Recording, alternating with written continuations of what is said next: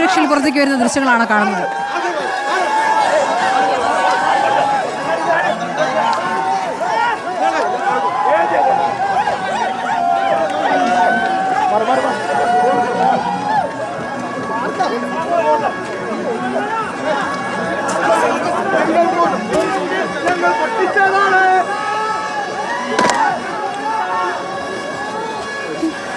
കൗണ്ടറിന് പുറത്തേക്ക് വരുന്ന സരിനെ എതിരെ ഒരു കോൺഗ്രസ്സുകാരുടെ ഒരു പ്രതിഷേധം കാണുന്നു.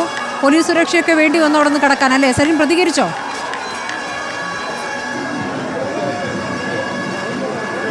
അല്ലമീൻ കേൾക്കാമെങ്കിൽ. അല്ലമീൻ, പാർട്ടി ഓഫീസിലേക്കാണ് സരിൻ പോകുന്നത്.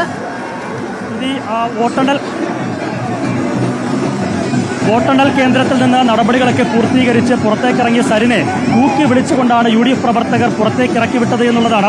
പ്രവർത്തകരുടെ വലിയ നിര നമുക്കിവിടെ കാണാം. UDFന്റെ, കോൺഗ്രസിന്റെയും ലീഗിന്റെയും ഘടകകക്ഷികളുടെയൊക്കെ വലിയ പ്രവർത്തക നിര നമുക്കിവിടെ കാണാം. ആ ഗേറ്റിന് പുറത്തു നിന്ന് സരിൻ നടന്നു വരുന്നത് കാണുമ്പോൾ തന്നെ UDF പ്രവർത്തകർ തൂക്കി വിളിക്കുന്നൊരു കാഴ്ചയാണ് നമ്മൾ കണ്ടത്. വലിയ പോലീസ് സുരക്ഷാ വലയത്തിലാണ് സരിൻ പുറത്തേക്ക് പോയിരിക്കുന്നത്. റോഡ് മുഴുവൻ UDF പ്രവർത്തകരെ കൊണ്ട് നിറഞ്ഞിരിക്കുകയാണ്. ആ പ്രവർത്തകർക്കിടയിലൂടെ തൂക്കി വിളികൾ ഏറ്റുവാങ്ങി അവരെ കൈവീശി കാണിച്ചുകൊണ്ടാണ് സരിൻ കടന്നുപോയതെന്നൊരു പ്രത്യേകത കൂടിയുണ്ട്. വലിയ സുരക്ഷാ വലയത്തിലാണ് സരിൻ മുന്നോട്ട് പോയിരിക്കുന്നത്.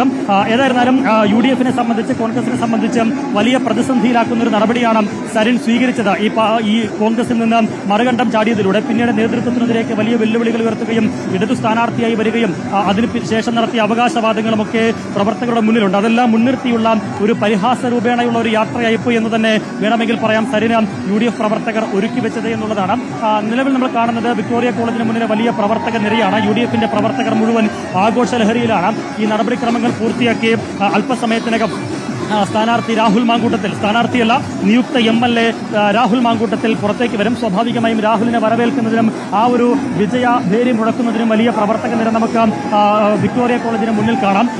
സന്ദീപ് വാര്യർ ഉൾപ്പെടെയുള്ളവർ, DCC പ്രസിഡന്റ് ഉൾപ്പെടെയുള്ളവർ അദ്ദേഹത്തെ സ്വീകരിക്കുന്നതിന് ഇവിടെ നിൽക്കുന്നുണ്ട്. യൂത്ത് കോൺഗ്രസിന്റെ പ്രവർത്തകരും നേതാക്കളുമൊക്കെ ഇവിടെ ഉണ്ട്. സന്ദീപിന്റെ ഒരു പ്രതികരണത്തിലേക്ക് നമുക്ക് പോയി വരാം.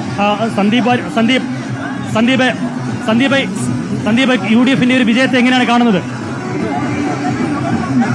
പറയൂ. സന്ദീപ് മറ്റൊരു മാധ്യമത്തിന് ഒരു അഭിമുഖം നൽകുകയാണ്. സന്ദീപിന്റെ പ്രതികരണം പോയതാണ്. അല്ലമീൻ, നമുക്ക് ചാമക്കാലയൊക്കെ ഉള്ള പ്രചാരണത്തിൽ ഉടനീളം ഉണ്ടായിരുന്ന നേതാക്കളുടെ പ്രതികരണങ്ങൾ കൂടി ലഭ്യമാകേണ്ടതുണ്ട്. സന്ദീപ് വാര്യരുടെ പ്രതികരണം ഇതിനകം 2 തവണ പോയതാണ്. ജ്യോതികുമാർ ചാമക്കാലയുടെ പ്രതികരണത്തിലേക്ക് നമുക്കൊന്ന് പോയി വരാം. ജ്യോതികുമാർ ചാമക്കാല നമ്മുടെ തൊട്ടടുത്ത് തന്നെ ഉണ്ട്. ജ്യോതികുമാർ ചാമക്കാല തെരഞ്ഞെടുപ്പിന്റെ പ്രവർത്തന രംഗത്തൊക്കെ ആദ്യ അവസാനം ഉണ്ടായിരുന്ന ഒരാൾ കൂടിയാണ്. ഇപ്പോൾ ഈ സരിനല്ല, നമ്മുടെ രാഹുൽ മാങ്കൂട്ടത്തിൽ പുറത്തേക്ക് വരുമ്പോൾ സ്വീകരിക്കുന്നതിന് തയ്യാറായി ജ്യോതികുമാർ ചാമക്കാലയും തൊട്ടടുത്ത് തന്നെയുണ്ട്. ജ്യോതികുമാർ ചാമക്കാല അതേപോലെ വാഹനത്തിലേക്ക്, തുറന്ന ജീപ്പിലേക്ക് അദ്ദേഹം കയറി